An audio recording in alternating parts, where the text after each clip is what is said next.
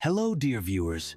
Today, we're going to talk about the life and career of Yagmur Yuksel, who has already become a prominent figure on Turkish television. However, beyond her successful acting work, there are a few recent events in her life that we should discuss today. Yagmur Yuksel is known for keeping the details of her personal life private. She avoids ambiguous situations and scandals, preferring to stay in the background of her professional work. But, as often happens with public figures, gossip and speculation have found their way to her. One such topic that attracted attention was the on-screen couple Dilan and Baran from the series Bloodflowers.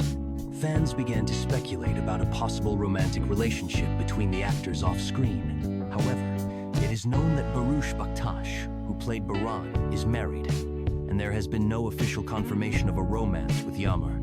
The actress herself has stated that she has not fallen in love yet and hopes to find a fairy tale love. Just like in the series, at the moment, Yagmur is dedicating much of her time to improving her acting skills.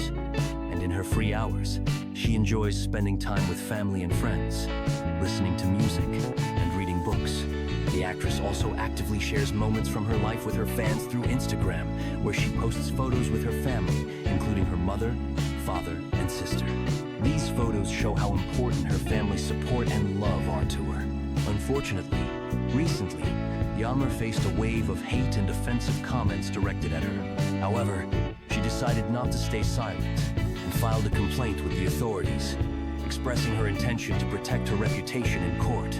The actress's lawyer stated that several profiles spreading offensive remarks have already been blocked. Following this, Baktas also published a statement, saying that he would also protect his rights against those who publish indecent content about him. Thank you for joining us. If you want more news about Yagmur Yuksel and other favorite actors, don't forget to subscribe to the channel. See you soon.